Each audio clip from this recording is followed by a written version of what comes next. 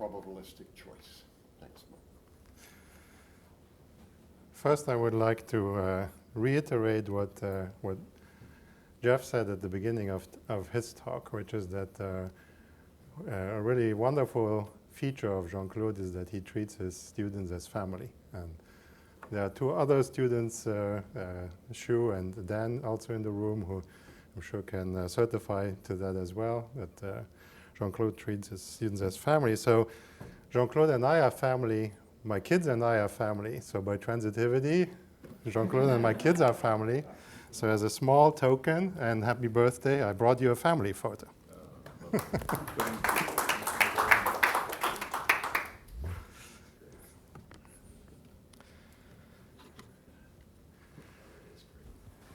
Well, my talk will very naturally piggyback on both Jeff's talk this morning and Jean-Paul's talk just now. And before I get going, I need to acknowledge the family of people who have made this all possible. So there's Dan Cavagnaro, Jean-Claude's former student, my former postdoc, Jason Dana, former postdoc, Jean-Paul, who you just heard,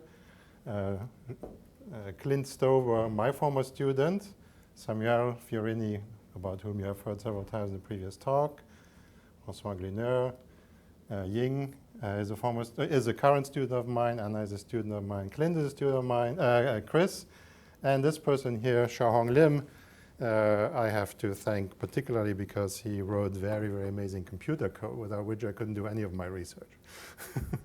So each of these is involved in some aspect of what I will talk about. So let me start with motivation, and I'll try to somehow desperately connect to the topic of the conference, which is meaningfulness, but I put it in quotes to acknowledge that I don't really know what I'm talking about. So I will mostly talk about choices among lotteries, but more generally preferential choice. So imagine that we are dealing with gambles. You have some chance of winning some amount, some chance of winning something else. The different lotteries, it doesn't really matter what the details of these lotteries are. Just imagine that somehow you are asked to make choices among pairs of these lotteries.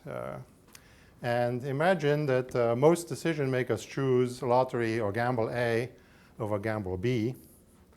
And most decision makers choose gamble B over gamble C.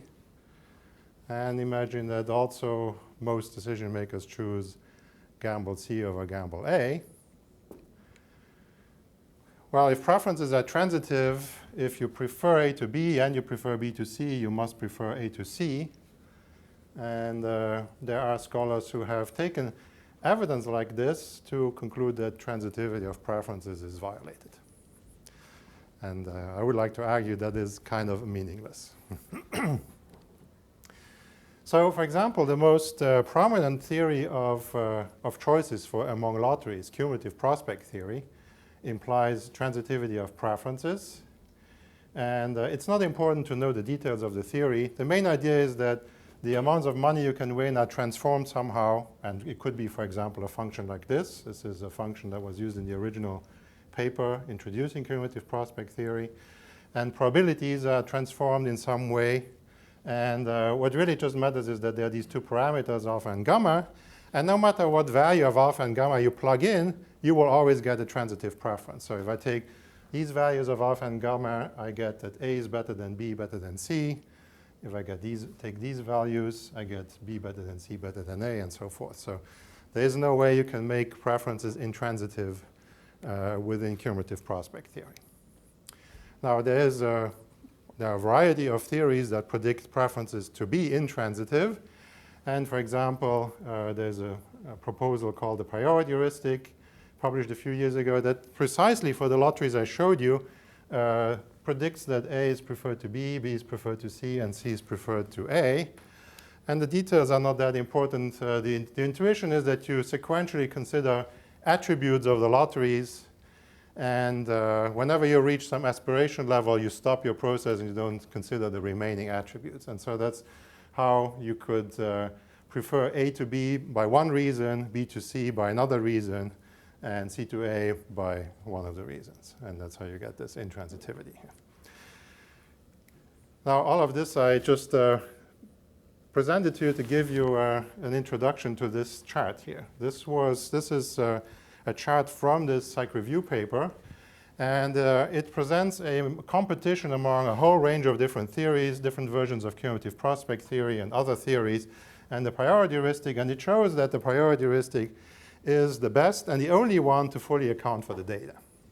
And how do they decide whether it fully accounts for the data? Well, if on the lottery pair AB, most people choose as the theory predicts, the theory scores a point. If on lottery pair BC, most people choose as the theory predicts, the theory scores another point. And the priority heuristic is the only one that scored full score. It got all the points. So it perfectly explains the data. Well, I would like to argue that it is kind of meaningless, and here's why. Earlier, I gave you 3 examples of cumulative prospect theory with different values of the parameters. So if I have 3 decision makers who have these 3 sets of parameter values, decision maker 1 prefers A to B, B to C, and A to C with these parameter values. Decision maker 2 has this preference. Decision maker 3 has this preference. And so 2 out of 3 prefer A to B, 2 out of 3 prefer B to C, 2 out of 3 prefer C to A. So what most decision makers choose is A, B, C. So by the criterion from Brunstad et al.'s paper, the priority heuristic makes 100% correct predictions in transitivity, yet I have 3 decision makers, none of whom are intransitive. All 3 of them satisfy the competing theory, cumulative prospect theory. None of them satisfy the priority heuristic. And I'm sure Don is having a good laugh in the back because this is just a completely standard classical example of a Condorcet paradox in voting theory.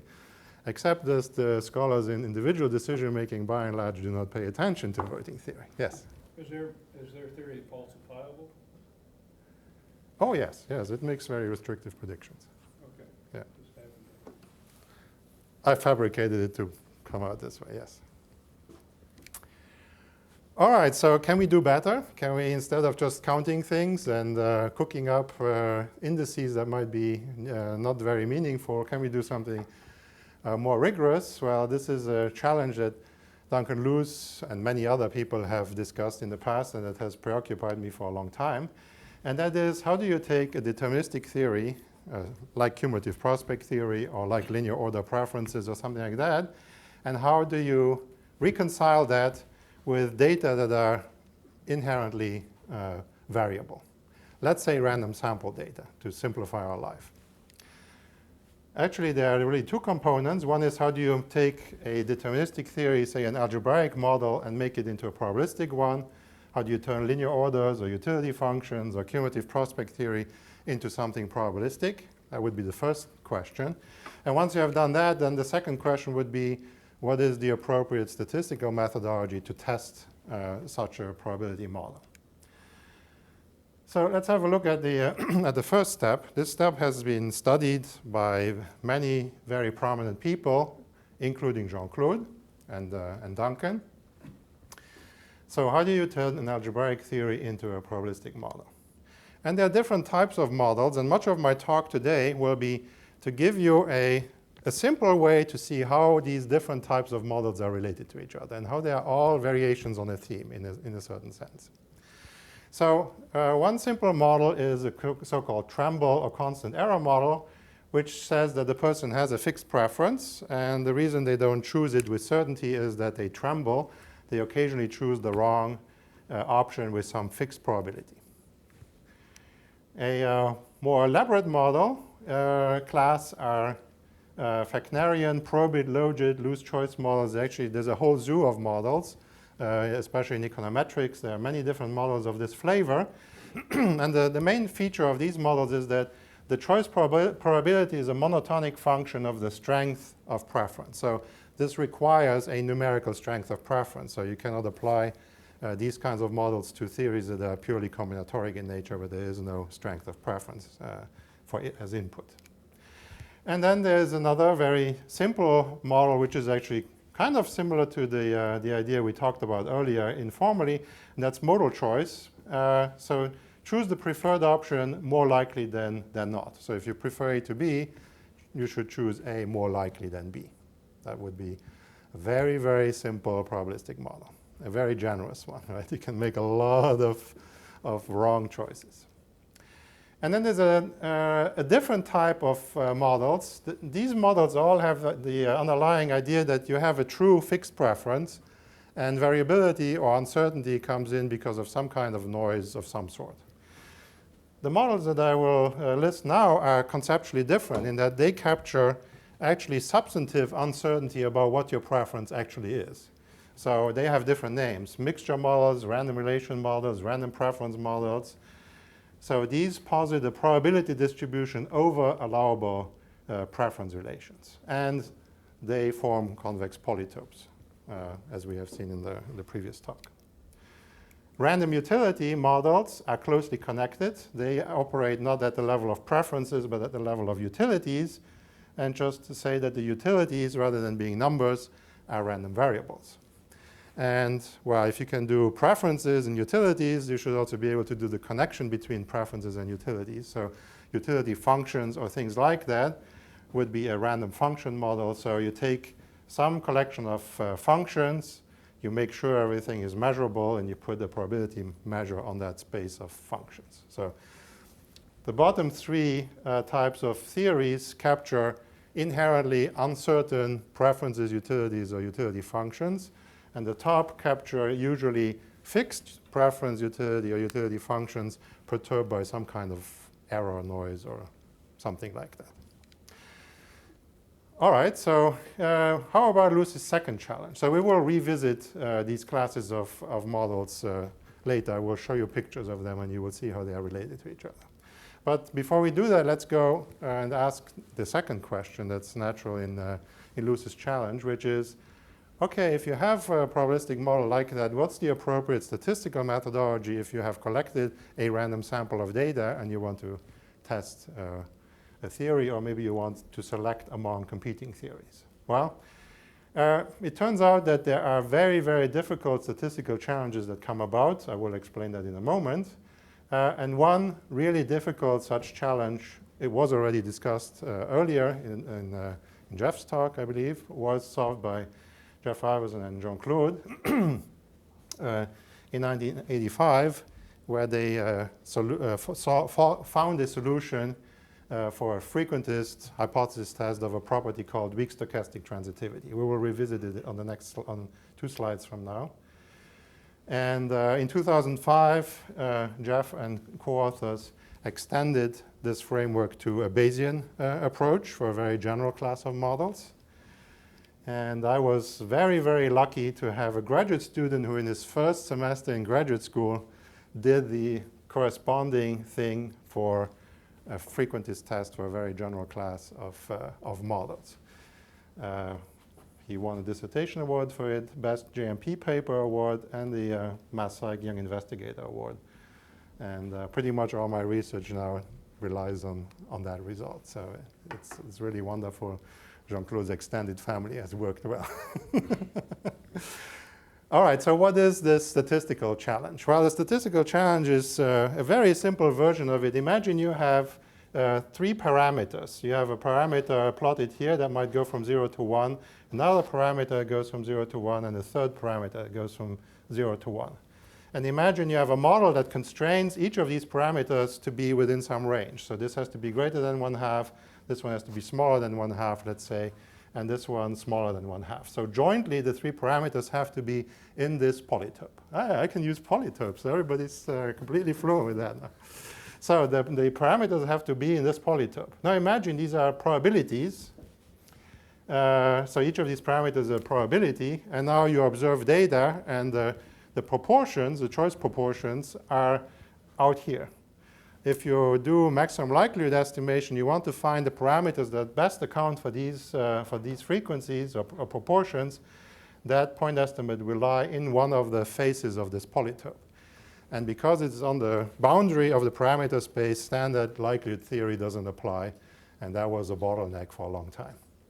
And so what Jean-Claude and Jeff did in the 1980s was to solve this inference problem for a particular case where the model in question is a union of convex polytopes that each are cubes of half-unit length.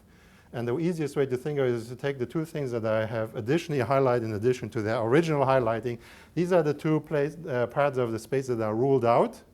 So that's the alternative hypothesis. And the null hypothesis is this non-convex union of polytopes. So that was Jean-Claude and Jeff's contribution to what's called order-constrained inference already in the 80s. And it took a while before similar techniques were developed for much more general models. All right, so the bottom line I want to let you take away from this statistics section is, and I will not talk much about it again, is that the hard statistical problem is essentially solved, at least for a large class of models that we're going to consider. So now we can go back to the probability part, which is really my specialty. The statistical part I relegate to my co-authors. So we will look at different probabilistic models and see how they are related to each other. So first, let's introduce a geometric framework. We have already seen this, but I will explain it now more precisely. So on each axis forms a choice probability. And we will, most of the time, talk about two alternative forced choice. So this is the probability of choosing A over B. This is the probability of choosing A over C. That's the probability of choosing B over C. And well, if you have a deterministic model, say the ranking ABC, you could rewrite that as a bunch of probability 1 things. So you choose A over B with probability 1, A over C with probability 1, B over C with probability 1. So you get this corner up here. And a cycle is another corner. And in fact, what I would like you to take as a take-home message is that algebraic deterministic models will turn out to be outlines of full-fledged probability models. So the deterministic models will sit in corners, maybe sometimes someplace else, but typically they will form vertices of something. And the full-fledged probability model lives in the inside of this space, which may be a cube or it may be something slightly different from a cube. So that's where we are headed. So let's have a look first at the most simple probability model, which is the constant error model. So a constant error model says that you have a preference. For example, you satisfy cumulative prospect theory, you have these parameters for the utility and weighting function, which happens to be that you prefer A to B to C. And the probability that you choose, if you prefer I to J, the probability you choose I over J is just 1 minus some error rate epsilon. That does not depend on the objects you are comparing. That's why it's called constant error model, because the error rate doesn't depend on the objects you compare. So if your error rate is 0.1, for example, and you satisfy this theory, your probabilities, your choice probabilities are 0.9, 0.9, 0.9, and so forth. So these probability models just form line segments. And if we don't allow people to choose the wrong thing more often than the right thing, then we cut these off at the middle of the cube. We restrict the probabilities to be on the right of the correct side of 1/2. Error rate smaller than 1/2. So we can take a model like this and say, well, what happens if I allow these error rates to depend on the objects I compare? And what if I just put the constraint, let's say the error rates should be no more than 1/2? What does that give me?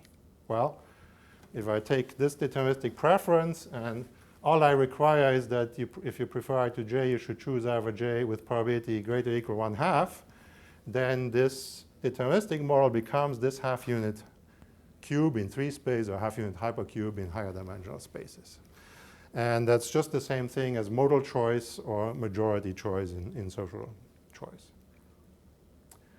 And I think I saw a couple of eyebrows go up when I said, oh, how about we require people to choose what they prefer more often than what they don't prefer? That's extremely generous. So maybe we should restrict the error rates to be maybe more restrictive than 1/2. So how about if you prefer I to J, you should choose I over J at least, say, with probability 0.8, which in social choice theory would be called the supermajority criterion.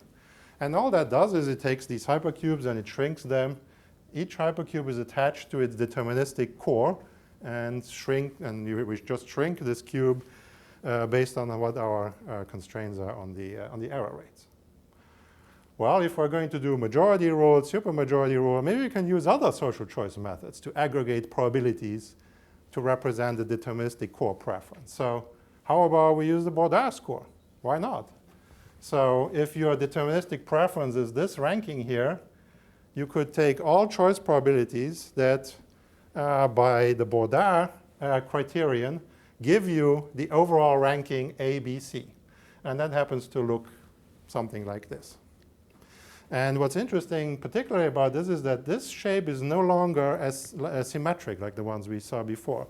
It actually takes into account that in a ranking ABC, the different pairs AB, AC, and BC have different status. And that's why this shape is not just some kind of nice symmetric thing attached to the corner. So there's something special about this particular model. Well, maybe we can play other games like this. We had the supermajority. We can also think of the supermajority specification as being considering all vectors of probabilities that are within some distance of the corner, where we use the supremum distance to measure how far away you are from the deterministic model. And then why do we have to use supremum distance? We could use other distance measures to create probability models. So, for example, we could use a city block distance, which then constrains the probabilities to be in a hyperpyramid like this. And an interpretation, let me go back here.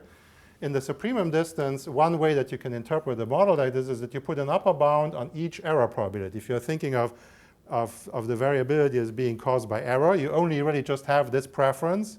And the reason you don't pick according to this preference is you make errors with some rates. So this just puts an upper bound separately on each error rate.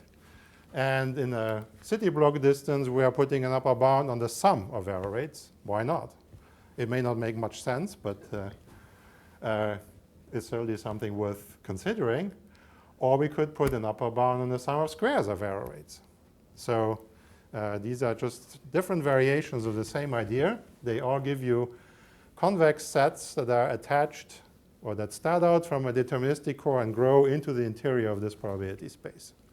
And if you have a theory like cumulative prospect theory that predicts more than one preference, so you get several different vertices that are possible, then you can take the disjoint union of such spaces to create a probability model of any of these kinds. And in fact, the property called weak stochastic transitivity takes all the linear orders and takes the modal choice specification for each of the linear orders, glues them together. That's exactly weak stochastic transitivity. It's the modal choice specification of the family of all linear orders.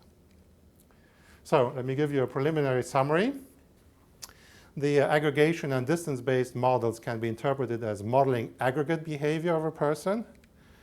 They can often be interpreted as error models. They dramatically relax the constraints of typical error models. And the error probabilities in particular, they can differ across stimuli. They can even change over time. If you have one of these boxes, the probabilities could move around in that box over the course of an experiment, and they wouldn't really matter. Because if you're in a convex space, you can aggregate or pool the data, and you will stay within the same space. However, if you have a theory that consists of a disjoint union of such boxes or hyperpyramids, that's not convex. So then pooling non-homogeneous data might not be legitimate. So that kind of connects to the meaningfulness flavor. So if you have different people living in different corners and having their own, say, modal choice specification, it wouldn't be legitimate to pool their data together because it might pull you out of both of these hypercubes into somewhere that's not representative of either of their preferences. And while the recent order-constrained inference methods, both frequentist and Bayesian, can be applied to all of these models, all these models that I have shown you. Now let's take a look at, whoops, what did I touch?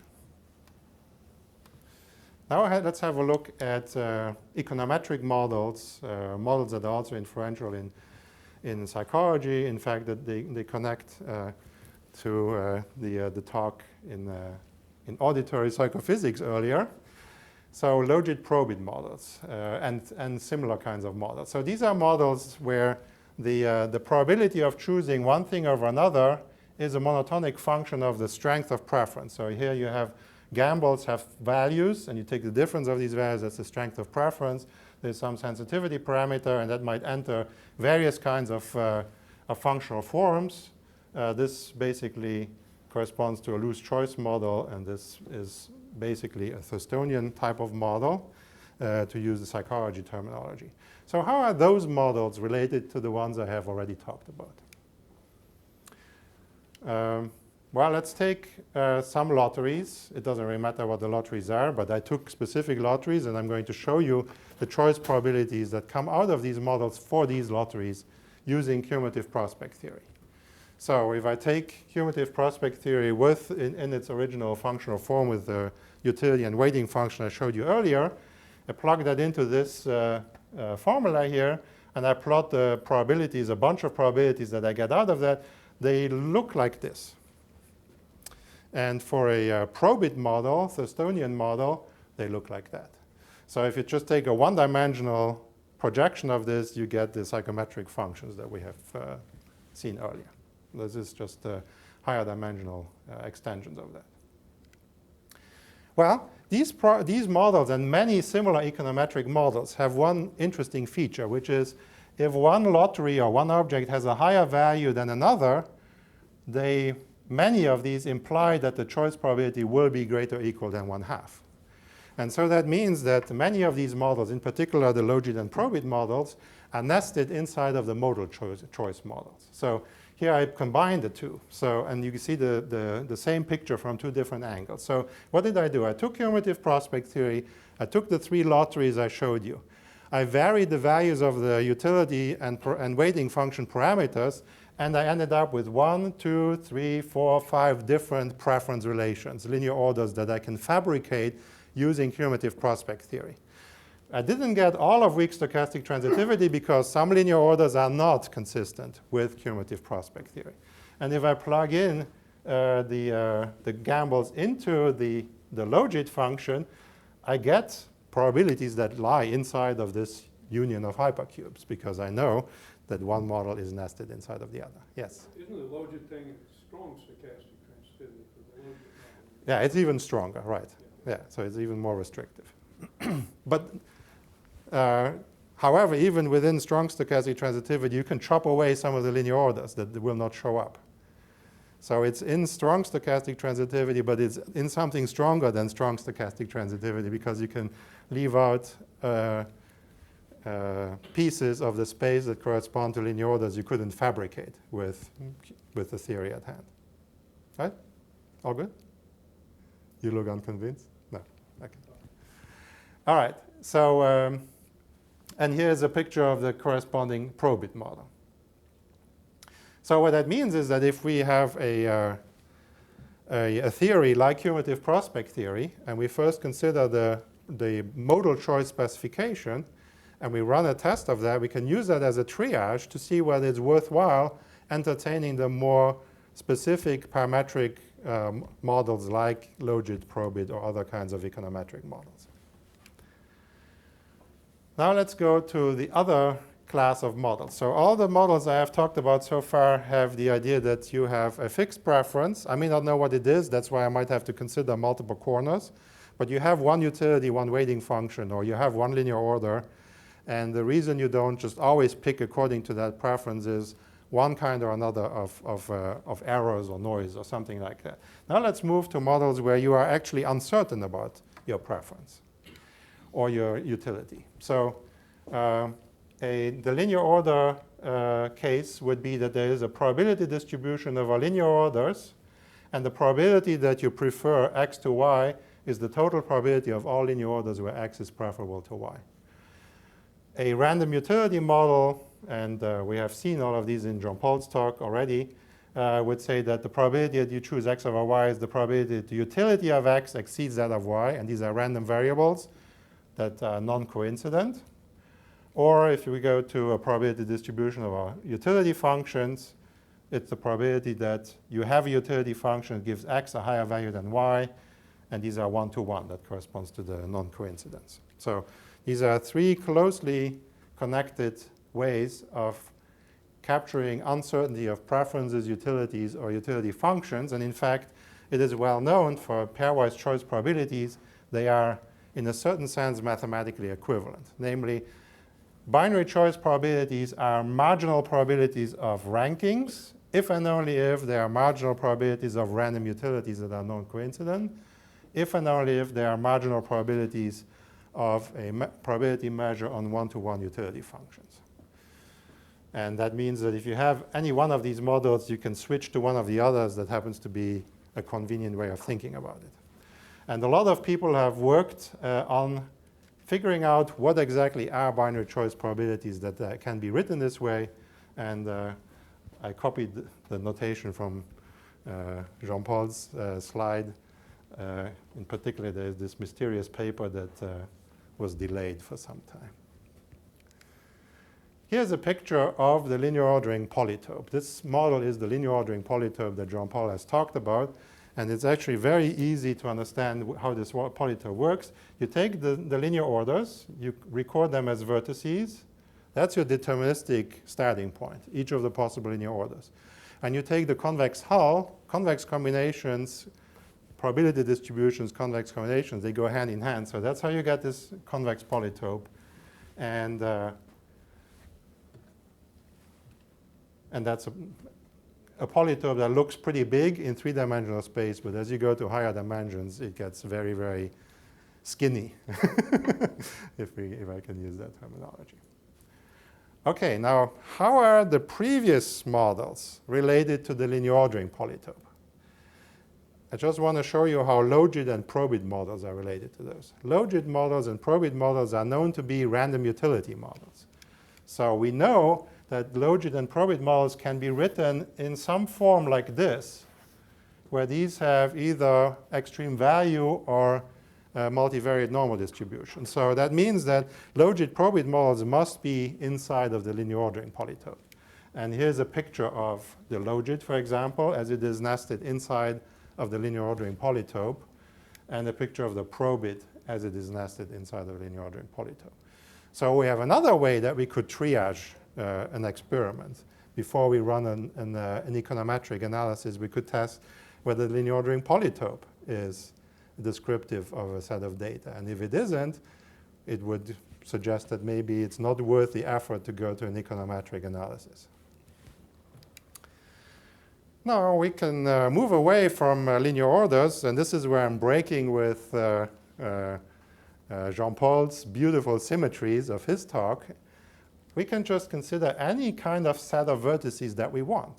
Let's say maybe cumulative prospect theory only allows for some rankings but not others.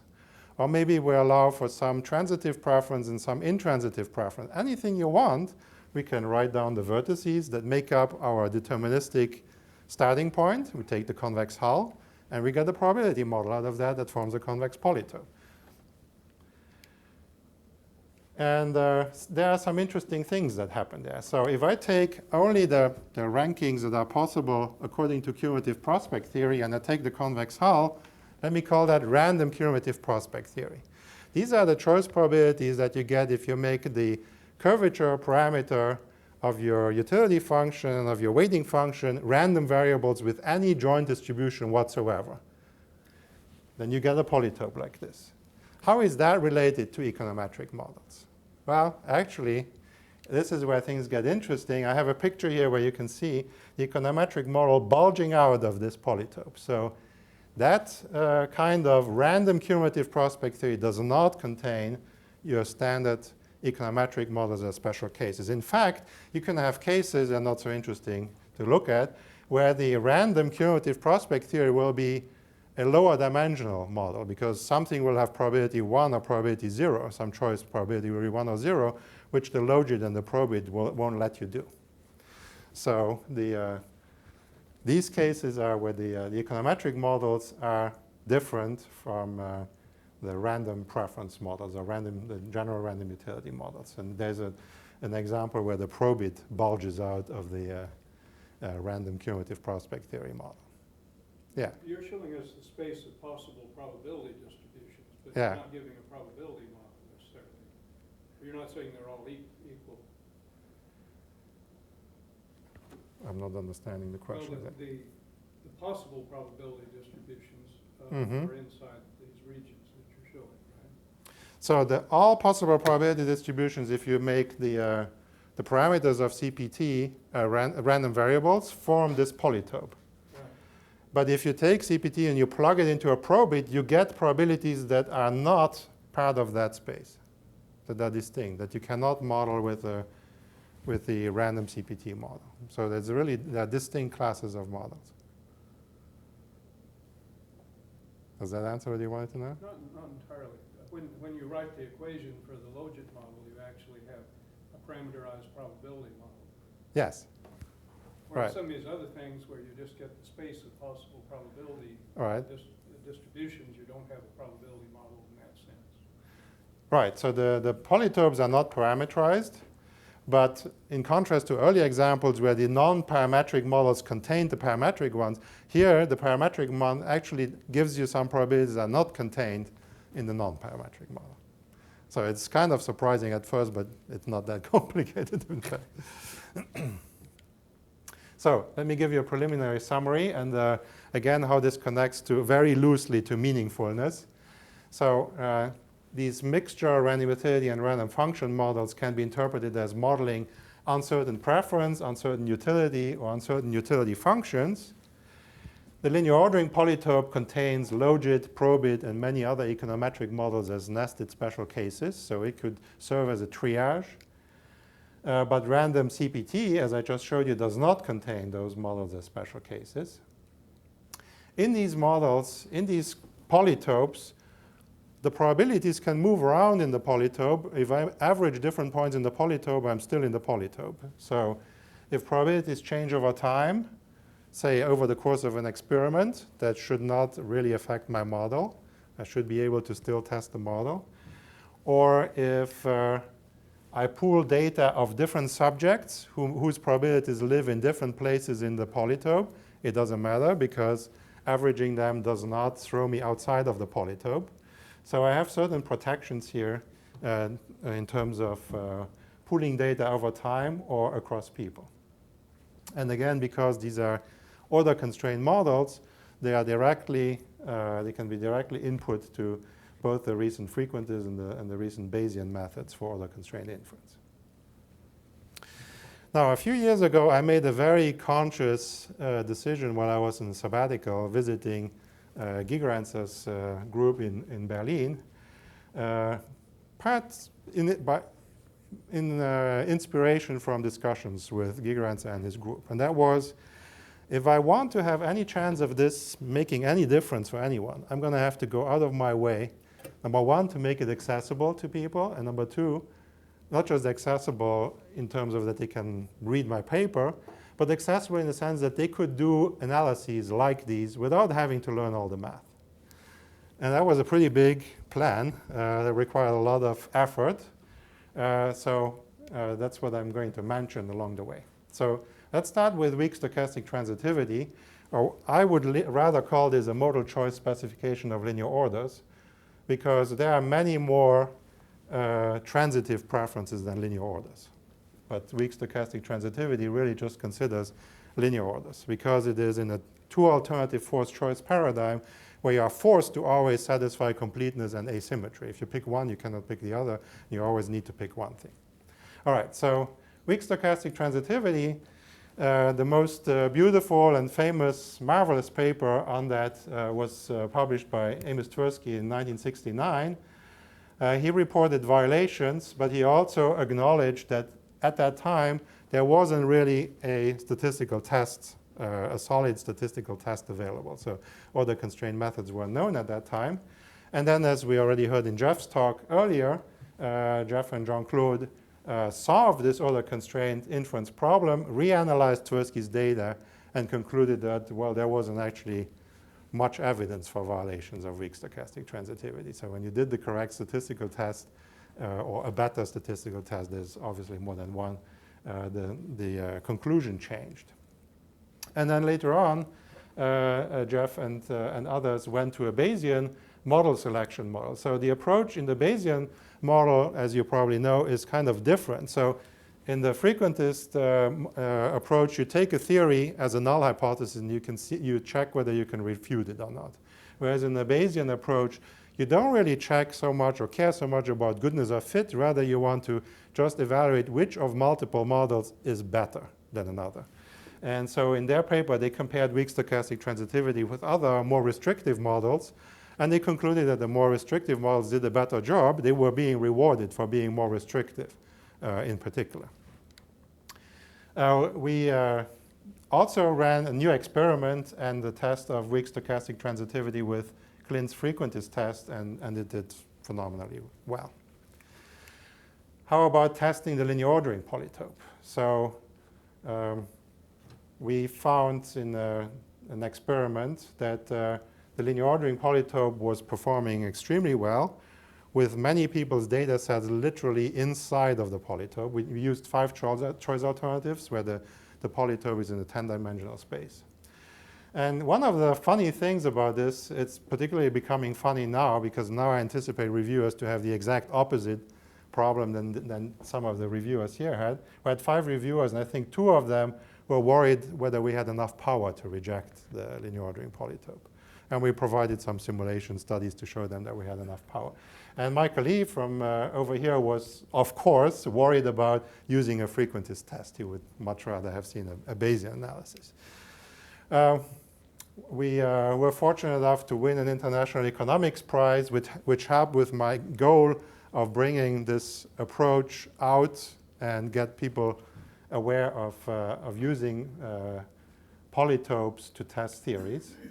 And Bayesian model analysis is coming out soon by Dan, who is sitting over there, and Clint in a new journal Decision, where they compare weak stochastic transitivity, linear ordering polytope, and a variety of other models. Now, this paper was in Psych Review, and then Michael Birnbaum quickly came out with a commentary critiquing a variety of things in our paper. And one of the questions he raised was that there could be potential model mimicry or type 2 errors or something like that. If I have a polytope and I test it as a null hypothesis, that doesn't rule out that there's some other polytope which would also work out very well as a null hypothesis. So maybe this alternative polytope could be a bunch of intransitive preferences, and that would also explain the data. So it's a legitimate concern. It's particularly legitimate if you specify an alternative hypothesis, because there are many, many more intransitive possibilities than transitive ones. So we chose lexicographic semi-orders, which are the kind of preferences that Tversky originally tried to create in his experiment, and that therefore we should look at in our own experiment. And that polytope turned out to be doing really poorly on the same data. So of course, that doesn't rule out that there's another alternative polytope that can account for the data. And there's a Bayesian model selection paper, again using lexicographic semi-orders and other preferences that's currently under review, again involving Clint, his student, and Dan. So this is all very active research right now. How about weak orders? Jean-Paul mentioned that he didn't cover all the polytopes, and indeed he didn't cover my favorite one, which is the weak order polytope. So we consider the weak order polytope, which accounts for ternary paired comparison. So I give you 2 lotteries, and you can either choose lottery A or lottery B, or you can say, I do not have a preference, you can choose for me, that kind of thing. So that's a polytope where the probabilities now are not binomials, but they are trinomials, vectors of trinomials. This polytope, we chose 5 choice alternatives, and we managed, with multiple weeks of computation on public domain software, to find all the facet-defined inequalities. There are more than 75,000 of them. So the paper has a 3,000 or so page online supplement with the facet-defined inequalities. And this polytope is really tiny. It permits about 1/2000th of all possible trinomial vectors of trinomial probability. So it's a very, very restrictive model. Yet the data of the vast majority of our subjects were right inside of the polytope. So that was fun. And well, the second step, one step of making this work accessible is to, instead of publishing it in the Journal of Mathematical Psychology, publishing it in very visible mainstream journals with the pain that goes into pushing that through. The other is to create a software with an easy interface where people can do these kinds of things without having to know too much of the math and without having to know too much of the statistics. So we had phenomenal luck. First I had Clint, and then Clint found Xiaohong, a graduate student in computer science at Illinois in his 7th year, just looking for a little job before finishing up his dissertation, who wrote a really phenomenal computer program that does this auto-constrained inference in very general ways and on multiple platforms with a graphical user interface. We also recently ported it to a supercomputer because we now run so many analyses that it would take us 40 years to run them in the lab, so we need to run them on the supercomputer. So the paper that introduces, in fact, many of these probability models I showed you earlier, it has many of the graphs I showed you, and that releases the software to the public, is coming out in the first issue of the journal Decision. That's just starting. And recently I had a student, my student Ying, who Jean-Paul also mentioned, try out what happens if you take this Q test and you take all these different probability models and you just apply them to a theory. And Graham Loomes, a very prominent economist from England, proposed a theory in 2010, an alternative theory to cumulative prospect theory that he calls the perceived relative argument model. The basic idea is that in cumulative prospect theory, each lottery gets a value attached to it, and then you pick the better lottery. Whereas in the perceived relative argument model, you compare the lotteries on separate attributes and then later aggregate. So you first compare them on the basis of the probability of winning. You also compare them on the basis of how much you can win, and then you integrate, and that leads to some funky stuff, including intransitive preferences. So we decided to take this model and grind it through this machinery. In fact, there was another paper, there are 2 different papers that give 2 versions of this theory. So there are 2 core theories. For each of these theories, we considered several different functional forms for the utility of money. Linear utility, power utility with risk aversion, power utility with risk seeking, exponential, and so forth. Several different utility functions. For each of these deterministic models, remember, I was calling these outlines. They form the vertices. When you derive the preferences according to these, you get the vertices. And then you have to go into the interior of these spaces to create probabilities. So we used modal choice, 2 different supermajority levels, and we created random preference models. And in fact, most of the random preference models were still deterministic, where you could derive that no matter what distribution you put on the parameters of this theory, you must make certain choices in a deterministic way. And then we used both frequentist as well as Bayesian analyses. And we did that separately for 67 participants, and again separately for 54 who came back for a replication study the following day. So it doesn't require a whole lot of math, that if you multiply these things out, they're all combinations on top of each other, that we have a real combinatoric explosion of analyses. So this little paper, which will just be a few pages long, has a huge online supplement with many, many, many quantitative analyses and variations on the same thing. And that's in press right now. So we're playing the same kind of exercise to test cumulative prospect theory, to test various theories of intertemporal choice, hyperbolic versus exponential discounting, things like that. And so to conclude, what I would like to convey is that the deterministic models, whether it's linear orders or cumulative prospect theory, exponential discounting, they form the outline of some kind of more complicated thing. So typically you will get your deterministic predictions to form vertices of some kind, and then you need to make a decision how you go into the interior of this hypercube, or maybe something more complicated sometimes, to create probability models. And so I think future probability models could just try to go maybe straight inside of this box of probabilities rather than start in the corners and then add on ways to go to the inside. So there are many things we can play with. We can change the coordinates. Everything I talked about, well, almost everything was binary choice. But we could have choose the best out of multiple things, choose the best and the worst, choose rank order, rank the first three, what have you. And that means that we're changing our coordinate system. Depending on what that coordinate system is, we will not be in a hypercube because some probabilities might sum up to 1. We can also change the vertices. That's our algebraic outline.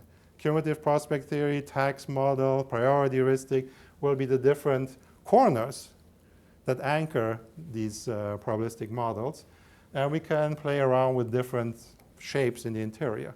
Econometric models, modal choice, all kinds of shapes, including polytopes or unions of polytopes. And so one example would be to take forced choice. I wanted to mention that because that's arguably Jean-Claude's biggest, most complicated accomplishment is to solve the best choice problem. And it wasn't mentioned before, so this model that has been mentioned in 2 talks that Jean-Claude completely characterized in '78. So it's a polytope, and he figured out how to describe this polytope regardless of the dimension, any dimension, which we hardly ever get.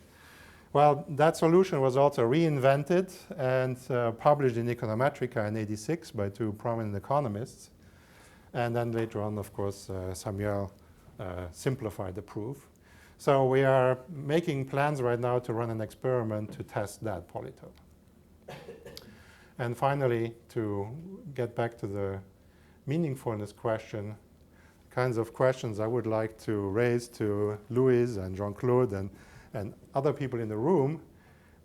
What is meaningfulness? What does it become? And what do invariance properties become if we enter into the inside of this black box of uncertain behavior? So rather than algebra, we go to the probabilities. So if we add as a theoretical primitive random variables, say uncertain preference, uncertain utilities, what do concepts of meaningfulness and invariance become in that case? That's way over my head, but I can say a couple of very simple things about that. And one of these I have talked about several times in the talk, which is that some of these models are convex and others are not. And that means that for some of these models, it's legitimate, for example, to average choice probabilities. For some, it is not legitimate to average choice probabilities and proportions in the observed data. So that has a flavor very similar to meaningfulness in my mind. But of course, it's very simple. Invariances, well, something like this could be an invariance, maybe. If choosing A out of X should be the same as choosing B out of Y, if these probabilities are equal, that would be something like an invariance, maybe. Well, in the geometry, this just means that we have some impact on the dimension of this box that we're operating in. So these are super simplistic ideas, but I would like to see whether you have any ideas how meaningfulness and invariance properties could be extended if we move to these more complex primitives of uncertain behavior. Thank you.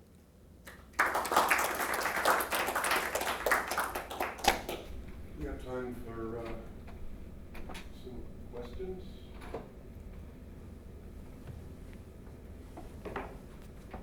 You did mention the function spaces.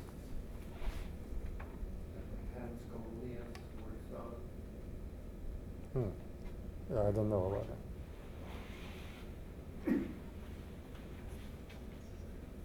Yeah. You talked about lots and lots and lots of models. Are we getting any closer to finding one that's right, or is there one that's right? Or is that a goal? Like in other areas like memory and concepts and categorization, that seems to be the drive to find some winner or something. Yeah, so I think, for example, in this prime analysis, I think the modal choice models were doing reasonably well, and the more restrictive error type models were not doing well, and the random preference models completely didn't work. So yeah, we can analyze these kinds of models now in a unified order constraint framework. We can do Bayesian model selection and see whether they are systematic winners for certain paradigms. It may even depend on the MDL, paradigm. You guys put the MDL in, minimum description length that looks at the functional forms and things like that, and the Bayesian paper. Well, one of the complications is that these models, you cannot count parameters because they are not point hypotheses, they are volumes. And so pretty much all the models I showed you all had 3 parameters: PAB, PAC, PBC. Right. So that makes model complexity a very complex question. But base factors help you to deal with that. And there's a frequentist approach that Clint has worked on that's a normalized maximum likelihood.